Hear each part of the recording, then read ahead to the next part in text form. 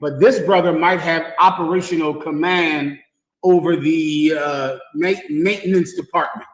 So even though you're the same rank, this brother is senior in the maintenance department. So whoever joins the maintenance department has to follow his orders when it comes to the maintenance of the school. And that's operational command. So yes, two brothers, you're the same rank, but you're in the flyer department or the computer department or any of the various departments that we have in the Israelite School of UPK. Whoever is in charge of that department has command over the department. So whoever works with him works under him. Everyone understands. I pray. Anything else? Go ahead. This is from Trooper Chicago. What does it mean now that the president changed the Department of War? It means nothing. It's marketing up. What Donald Trump did, to change the actual name of the Defense Department, it would take a vote in Congress. What Donald Trump did is use his power to market it differently. But technically, the name of the Defense Department is still Defense Department. What he did was market the name, so he can put it on paper. He can put it on the put it on the front of the building. He can do things that don't actually change the name. It's a nickname. That's the best way to understand it. He gave the Defense Department an official nickname, and he named it something that it hasn't been named, I think, for 70 years, which is the Department of War. So it doesn't change anything about the Defense Department, but it should highlight something to you that your preachers don't want you to know about our oppressor. The white man is exactly who we teach he is. Everything we have ever said about our oppressor has been proven true in the actions and the rhetoric of Donald Trump. Something that your Christian preacher didn't want to notice. They didn't want to see it. Donald Trump does not allow them to close their eyes to the truth of our oppressor. Donald Trump changed the name of the Defense Department to the Department of War because that is what is in their heart. Precept. Or it's in the Bible. It's in the Bible. War is in his heart. War is in his heart. That name change doesn't change the inner workings of the department, but it satisfies a need in white people to always feel like they are attacking someone and hurting someone. We brought this out a while ago under Commanding General Johanna. Schadenfreude. Our oppressor is sickened with a mental disease, and that disease has a technical name. It's called Schadenfreude. Schadenfreude is the pleasure that a person receives from the suffering of other people. Our oppressor doesn't want to do defense. He doesn't want to defend himself, even though the Defense Department does the same things it always has done, which is oppress people all over the world. But even calling it Defense Department was just too innocent for white people. It was just too passive. They needed to change the name to something that means I attack, I hurt people. I hurt people because they get pleasure from the fantasy of hurting someone. Now give me the precept. Please, Trooper. Book of Psalms, chapter 55 and 21. Mm-hmm. Says, Go one verse above it, please.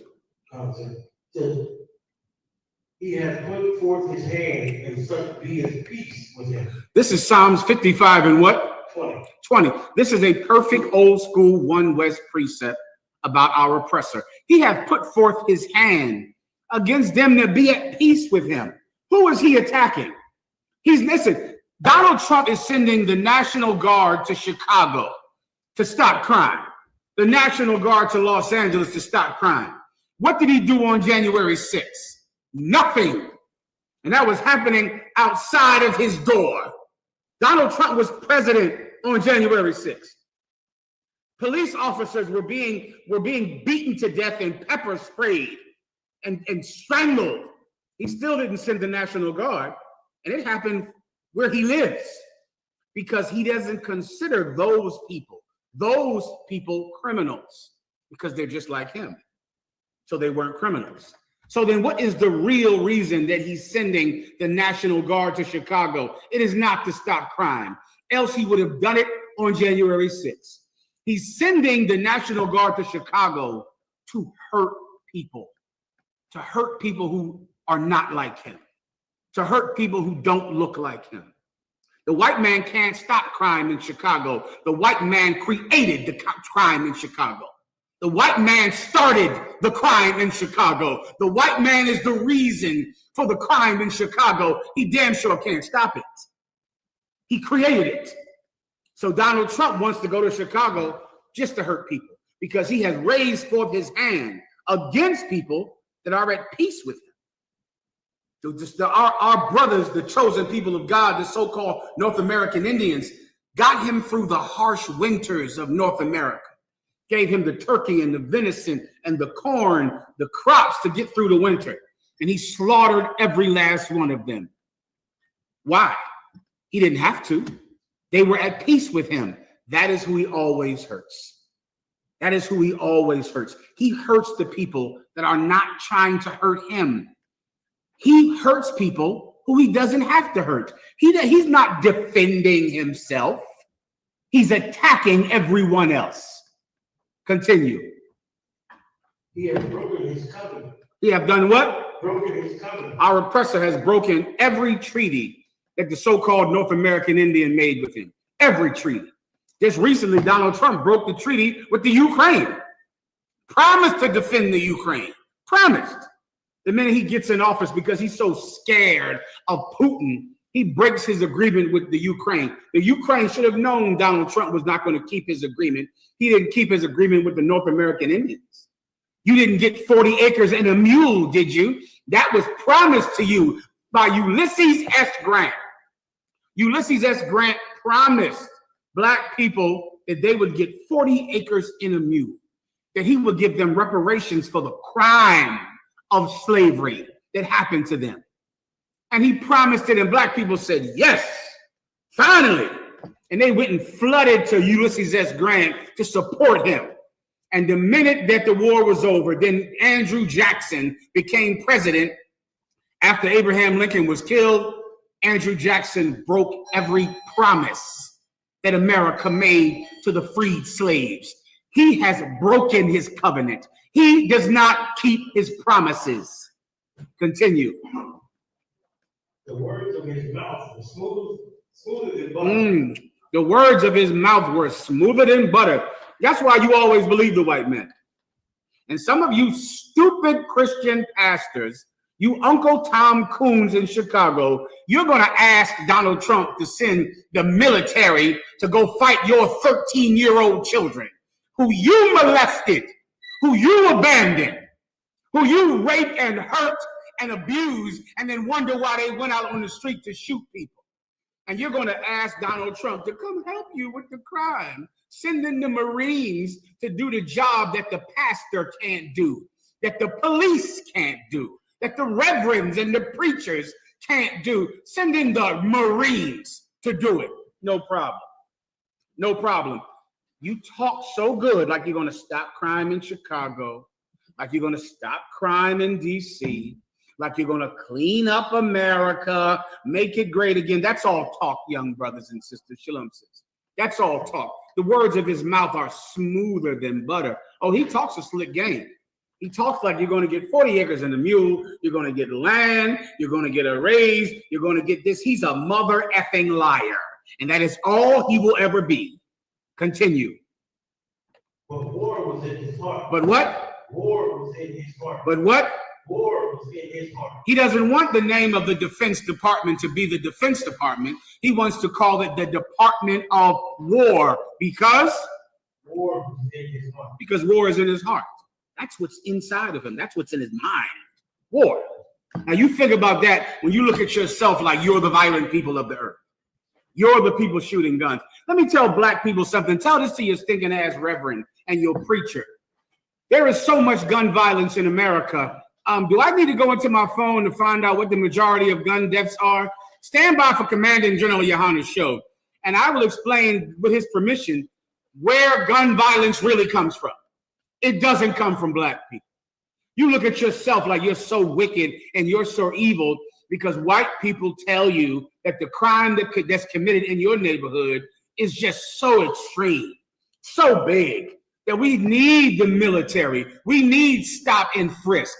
We need the police to beat up our children. We need that because our crime is so big. You believe the propaganda from white people about yourself. That's a lie. Crime in the black community could be cleaned up overnight if you preachers would stop molesting children. Oh, then the children wouldn't be broken. If you would stop abusing them. If you would stop getting high. If you would, selfishness is what causes death in our community. Parents don't care about children. Children don't care about their neighbors. And all of us believe that doing so makes us more American. That's what will stop crime, not the Marines, who are not police officers, but paid killers of people. That's what Marines do. They're paid to shoot people. They're not social workers. They're not child advocates. They're not juvenile specialists. They shoot people in foreign countries. Listen, I got to move on. Stand by for Commanding General Yohana's show earlier, and we'll go into the truth of gun violence. Any other questions? This is also from Michael Wilson. He clarified on his previous question, sir. No problem. I was meaning not operational command, just two brothers that go out, and one was a 5,000 2 years, then someone becomes a 5,000. Can you give orders to give them some work done? Okay, two brothers that go out to speak, I'm assuming. When you say go out, do you mean go out to camp? Go out in an operation? Answer that question, please. Give him a second. Answer it quickly, Ak, all right? You brothers can call in, too. It might make the questions more efficient. If you just called in, then I could ask you directly, and I wouldn't have to wait for your response. Go ahead. Okay, if two brothers go to camp, one of you has operational command over the camp. One of you is the camp leader, and the other one is the servant. One of you is the camp leader, and the other one is second in command. Jesus Christ sent us out in twos. Of those two, one is in charge, and the other one is second. So in everything, if it's an official UPK operation like camp or class, someone is in charge. That's how it works. In a class setting, the teacher is in charge. The guard is second if it's only two people in the classroom. The teacher has operational command. The guard is second to the teacher. If the teacher doesn't show up or is late, the guard will take the podium without being told to do it. He will automatically do it because the chair is empty. He will sit in it, and now he's in charge of the class. He'll find someone else to be the guard. That's our process. It's older than me. It's older than you. It's been around before Commanding General Yohana took command of this school. These are our rules, and they work, young man. They work. There's always someone in charge at every moment. There's always someone in charge. I can give you some different scenarios, more casual scenarios, where someone might have to take command, even if they do not have operational command. They might have to take command. But we'll get more into that as you ask questions about it, all right? But these rules are already written down, and we've been around longer than the purple pigs of the IUIC. I had a video where there was a gang in Detroit, called the Purple Gang. And history calls them the Purple Gang. And they never wanted to use that name because they believed that name was gay. That is an actual video that I have in my phone. These groups have been around since 2006 or yesterday or the year 2000. We've been around since 1969. We've encountered everything, been through everything. And we know what the hell we're doing in every facet of life. Anything else? This is from Aisha Khabatiza. Salam, sir, if I may, are there any scriptures that describe the bottom of the ocean, the white man has Project 2030 designed to map out the bottom of the ocean. Yes, there are, young brother. Give me that precept. You know what I'm referring to? If thou could search out the stars above or the sea beneath, then would there be no more remaining of the house of Israel. I'll tell you why the white man is trying to go to Mars, sending rovers to Saturn, or God knows what the hell he's doing. The white man is exploring the entire universe. He's exploring the depths of the ocean, the deepest places in the ocean that are basically alien environments. I mean, so deep in the bottom of the goddamn ocean, it's another world down there. He's exploring these places for one reason. He wants to search out every corner of the globe, every corner of the ocean, so that he can become the chosen people of God. He wants to rule the universe. And the only way for him to rule the universe is to supplant you, is to get rid of you and your God. He's trying to do what Nimrod did. Don't you know about Nimrod, young man? Nimrod built a tower to reach unto heaven. He wanted to go up there. He wanted to explore, to get up there, to get up in the sky, to get above the clouds so that he could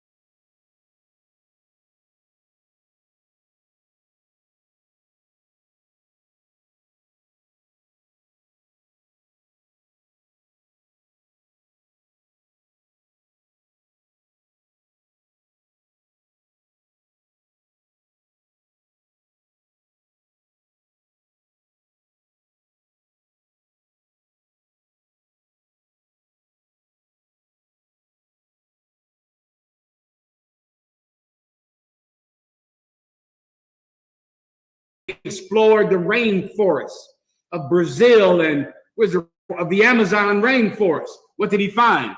Aspirin, cancer drugs, AIDS vaccines. He searched out rainforests and found medicines and used these medicines to extend the life of people that can afford medical care. To you, you die because you don't have money for medical care. That's why he's searching out the depths of the ocean. Give me the precept I asked for. This is the book of Jeremiah, 31, verse 37. Thus saith the Lord, if heaven above can be measured. Slow it down. Read it again. Thus saith the Lord, if heaven above can be measured. The Lord said this, if heaven above could be measured, if you could map out and measure the stars, heaven above. Go ahead. And the foundation of the earth search out beneath. And if you could search out the foundation of the earth, so you could dig down into the earth and search the entire thing out beneath. Keep going. I will also cast off all the seed of Israel for all that they have done, saith the Lord. Then I will cast off the seed of Israel for all that they have done. So he's going deep underground, deep into the holes and caverns, deep underground, deep into the sea, hoping that God will throw away the children of Israel. And he's doing it and has been doing it. And Nimrod is the first one to try it. Nimrod is the first one to try to explore, to go up there to fight God. Now he's going up there and going deep, deep underground, deep into the caverns under the sea, hoping that there will be no more of the children of Israel. Here's the good news. He can't. He cannot do it, and neither could Nimrod. They couldn't do it. There will always be the seed of Israel. The chosen people of God aren't going anywhere. Have God cast away his people, which he foreknew? God forbid. God will never throw away the Israelites. I don't care how much the white man goes to Mars and Jupiter and Saturn or searches out the deepest pit in the ocean. The children of God will always be blacks and Hispanics, and he will always be an animal that needs to be caged. Right. Anything else? This is from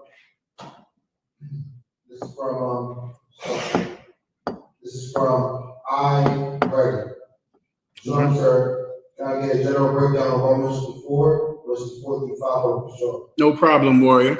Romans 4, verses 4 through 5. Let's go. This is the book of Romans, chapter 4 and verse 4.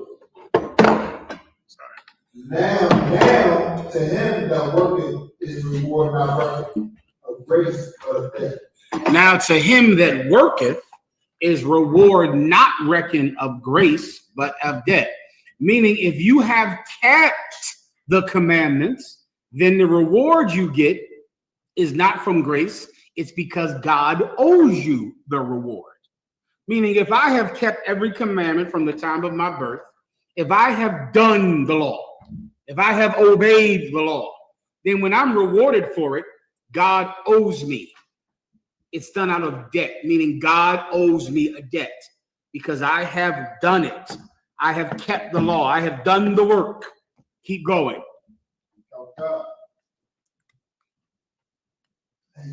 Now to him that worketh is reward not reckoned of grace but of debt. Verse 5. But to him that worketh not. But to him that what? But to him that worketh But to not. him that worketh not. Now this is all you need. If you've been in the truth for 20 years and you're 30 years old, you are him that worketh not, because you spent 10 years not being circumcised on the 8th day, 10 years celebrating Christmas. Your parents were sinners. Don't you know the Bible says that he rejects you if your parents are sinners, the seed of evildoers. If your mother was a whore and she had sex with your father, you're rejected by God. That's in the Old Testament. You don't really understand the things that would make you excluded from God's blessing. A flat nose, your mother being a slut, you being the product of adultery. You couldn't come into the kingdom because you are the seed of evildoers. I don't have to prove these because I can all day, all night. You haven't done it.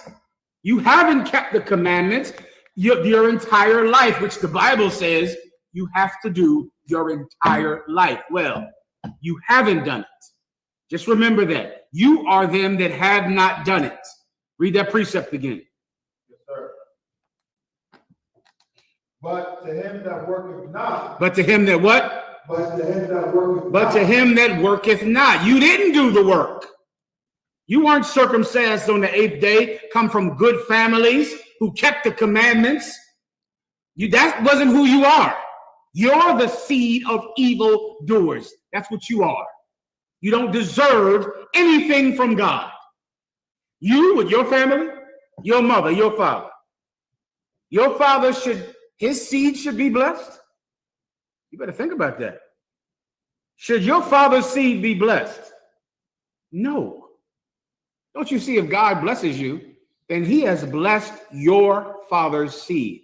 When God said he would curse the seed of them that hate him. How in the hell can God bless you with the family you came from? Somebody that smoked the weed and celebrated Christmas all those years, ate all that pork, and now you're going to what? Say I love God and not pay for it? How is that justice? How is it justice for you to do what you've done? Have you slept with somebody else's woman? So what are you going to say? I love Jesus and never do anything when you broke up that family and destroyed that poor brother when you slept with his girlfriend? You ever take somebody's girl? You ever do that before? So now what? You say I love Jesus and that brother who you slept with his woman gets no justice? You don't know God. You don't understand him. You're just a selfish Christian piece of garbage, and you want to sin your entire life and never pay for it. Here's the truth of the matter. You are the people that God does not owe you anything. He doesn't owe you a blessing. He doesn't owe you a new life. He doesn't owe you a reward because you have not done the right thing. You haven't. And simply starting today to do the right thing, it does not negate that you have not done the right thing. You still have to pay for that. Unless someone else does. Unless someone else pays for your past and you take hold of the future. You make sure that you do the right thing from here on. Then now Jesus Christ died for your works. Your works are what? Your works are what you have done. Faith is what you do. Your works are what you have done. Faith is what you do. You say that you believe. You say you have faith. I can show you my faith by my works. Look at what I'm doing. I'm showing it to you. Well, if I'm showing it to you, it's what I do right now. That's all I can show you. I can't show you my past. I can damn sure show you what I'm doing today. It's right in front of you. Faith is what you're currently doing. Your works are what you have done. That's what you have to understand, or else you'll never understand Christ and you'll never make the kingdom because you're Christian and ignorant. Keep going. Yes, sir. But believeth on him that justifieth the ungodly. They justify what? But believeth on him that justifieth the ungodly. Who's ungodly? Me, you, everyone who used to be African American, Mexican, Haitian, Guatemalan, Puerto Rican, Cheyenne, Sioux, or Blackfoot. We're ungodly because we did not keep the law. We didn't do it. We're sinners, and our parents didn't do it. But we are justified by Christ. Jesus Christ gave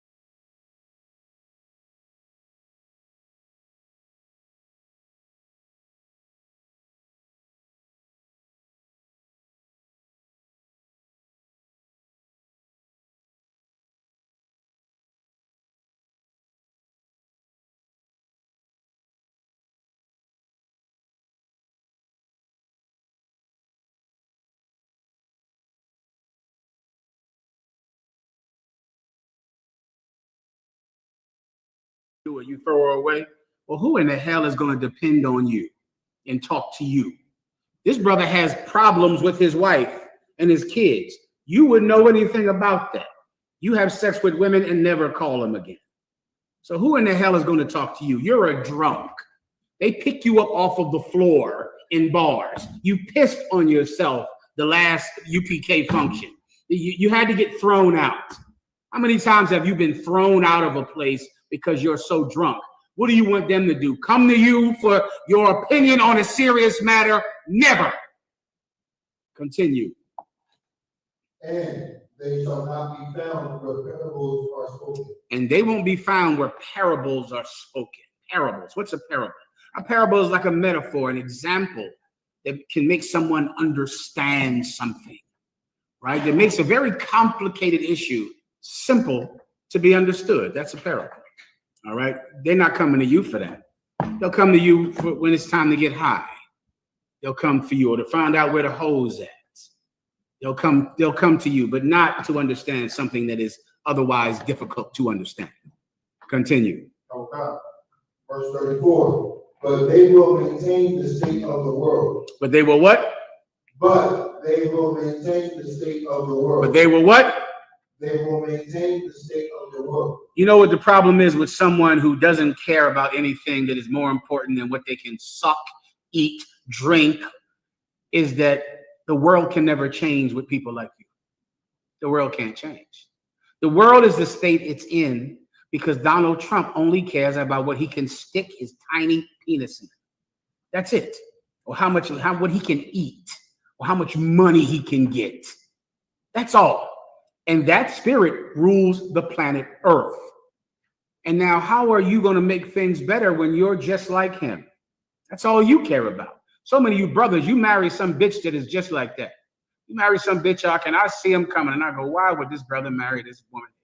When this woman is with you because you're exciting to get F'd by today, and then tomorrow someone else will be excited. And she has to be happy every second of the day. If you meet a woman that just says, I want to be happy, that's this woman. That's this kind of woman right here. Because that's all her life is. Where is pleasure? How can I laugh, giggle, come, and be made happy? Well, how can I get that? Can you do it? Okay, I'll take that. Wait a minute, I'm not happy now. I thought I was going to be happy. Now I'm not happy. Now I have to leave you. Because she is like a mouse chasing cheese. She's just searching for happiness everywhere she goes. Well, she's not staying with you. Brother, some men are exactly the same way. You come into the truth. Why? Because you're hoping that what the UPK has will help you, will make your life great. And then you come into the truth and you suffer for being in here. You lose your job. You lose your wife because you're One West. Your kids don't want to talk to you. Your life doesn't get better. It gets worse. Oh, man. You didn't come here for that. Ever since I joined the school, stuff been happening to me. Ever since I joined the school. You ever think about leaving the school? That might be the answer. Because I know you were having a ball before you were in the school. Maybe the thing you're in is not the problem. Maybe it's you. Maybe you're a piece of garbage and you really brought garbage into the school. Maybe the school is better without you. Why don't you go find out what you can suck out there in that world? That's what Nasty Nate did at the IUIC. He used to be in the UPK.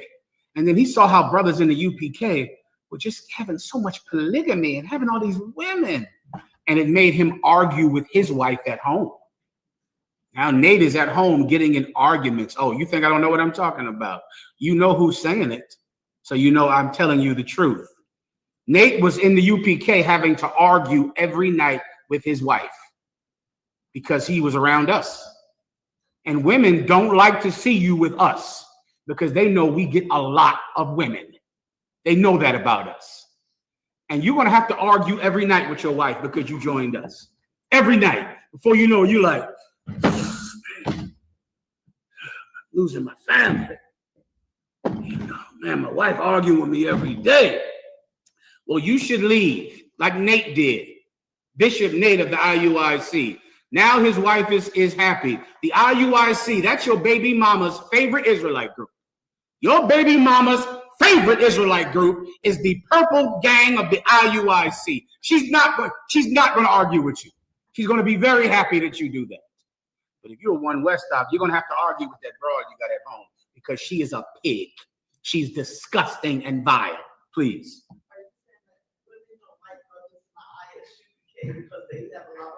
A certain kind of woman. There are good women and bad women. The sister just said, are you saying that women don't like brothers in the ISUPK because they got a lot of women? Certain women, absolutely. Those women are more in number than the good women. But there are good women that love us because women like us. They're attracted to that. You understand? Some women don't want a man who can't get a woman. You know what I'm talking about? I bet you do. Some women absolutely do not. They see you and they go, nobody wants you. And they don't want you because nobody wants you. Oh, but then there's a UPK brother that everybody wants. And she likes that. She likes the thought of being one of your wives. The thought of it makes her giggle. That she could be one of your wives, that's preferable to her than being, some Christian, some corny Christian idiot who only has one woman, but will molest her children and will have sex with boys and prostitutes. She'd rather be One West. You get it now. All right. Keep going. Everybody gets the point here, right? I believe I answered the question. Is there anything else? Yes, sir. Next question, sir. Go ahead. This is from Mahayaman,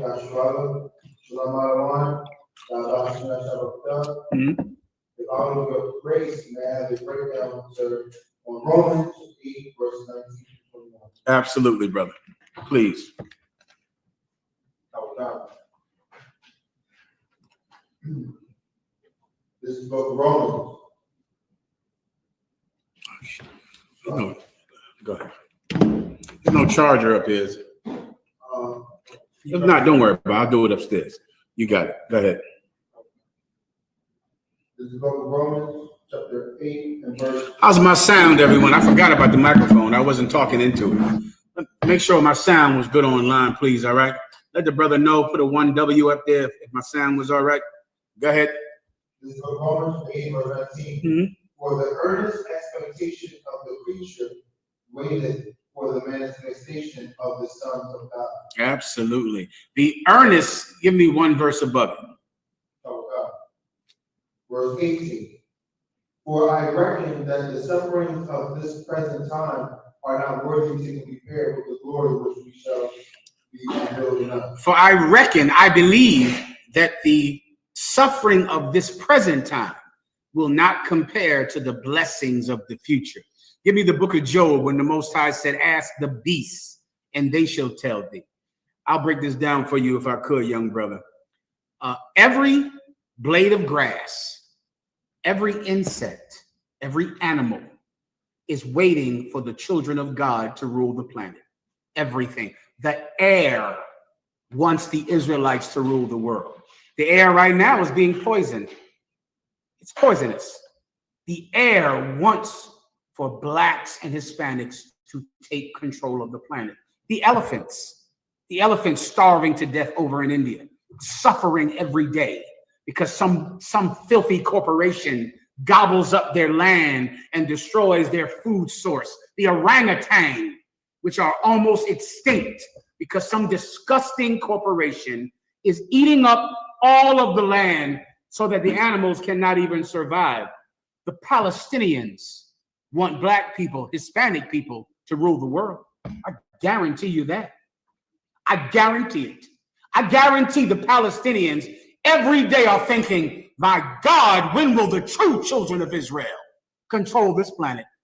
I guarantee the Palestinians want blacks and Hispanics to rule the world. The eagle, the condor, the bumblebee. Bumblebees are nearly extinct right now, gone. And without bumblebees, you can't have life on the planet. You cannot have vegetation or food. Right now, think about, there are crops in the field right now. I have videos on it on my phone.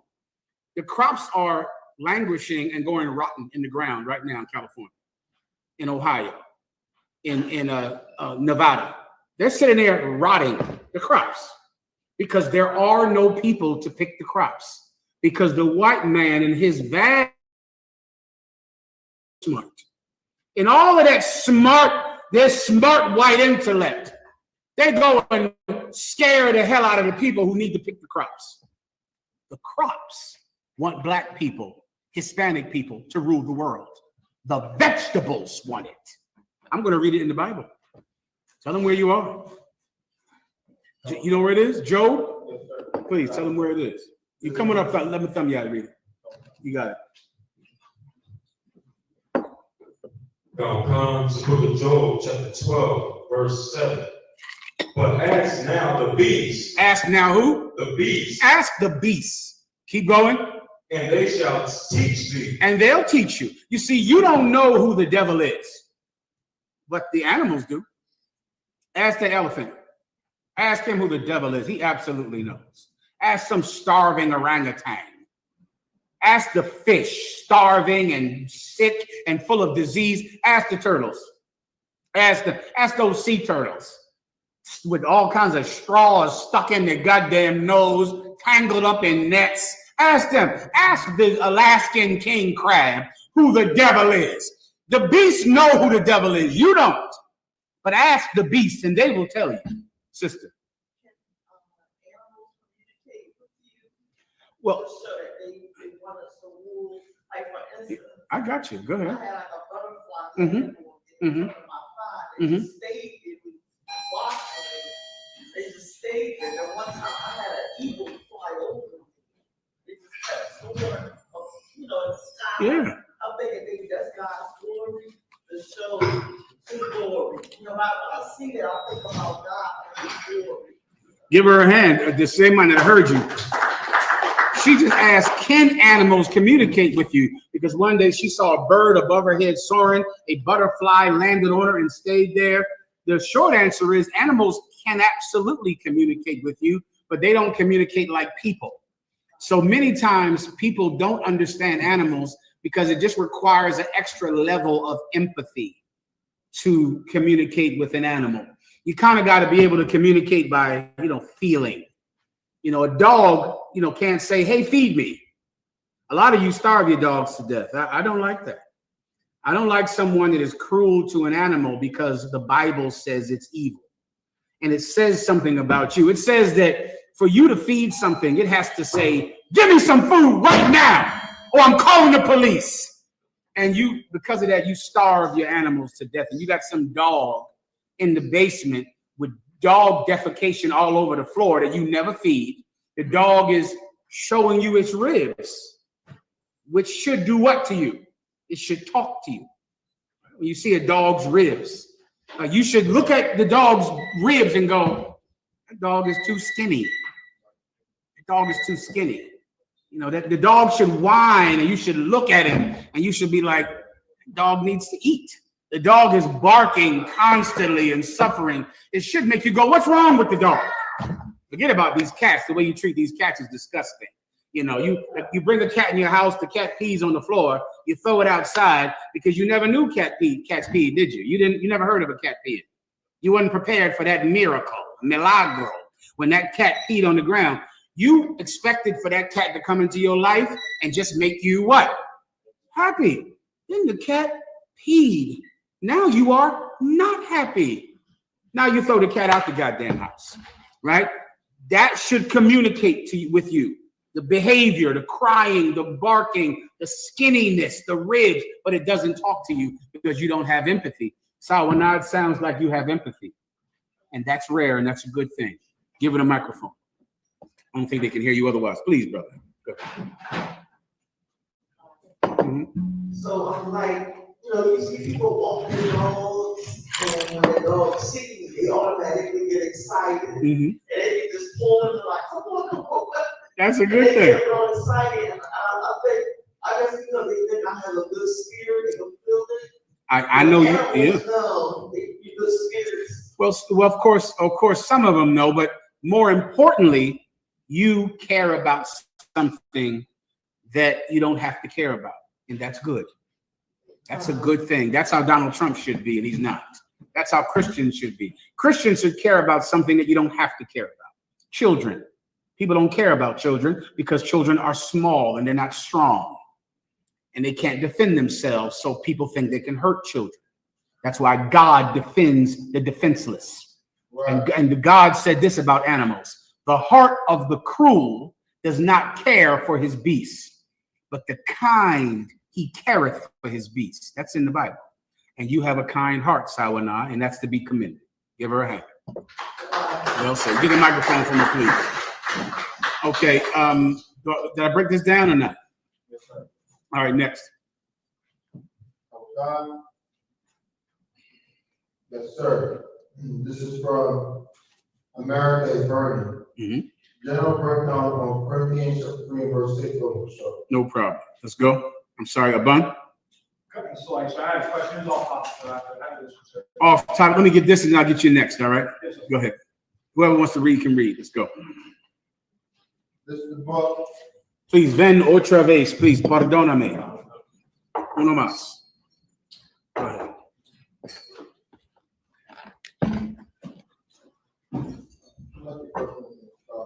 You know what This book of 1 Corinthians 3 verse 6.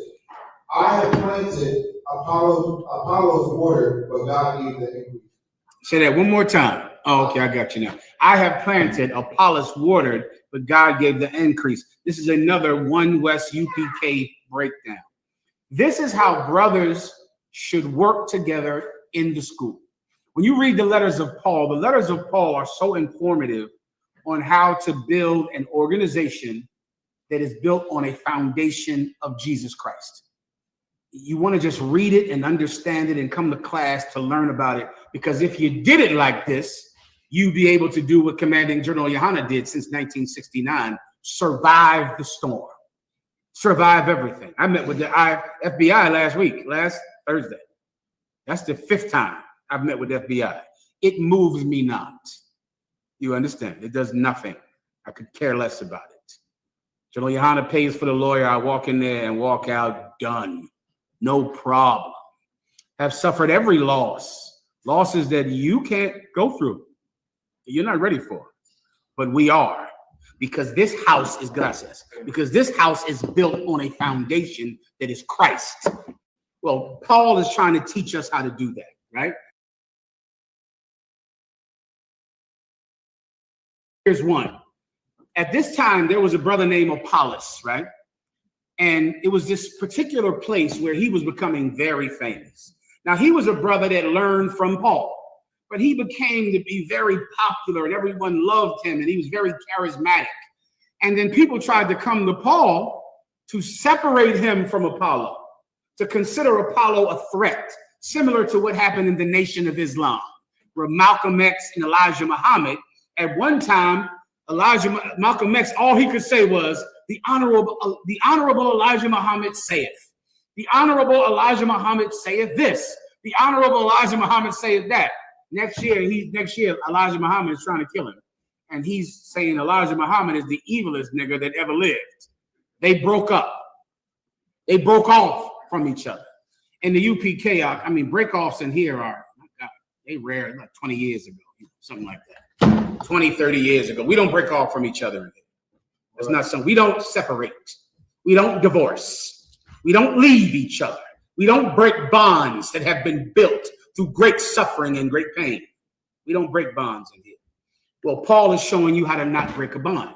They're telling him, Apollos, he wants to go over here, but he should be coming over here with you. Paul is saying this. Read it one more time. God. So neither.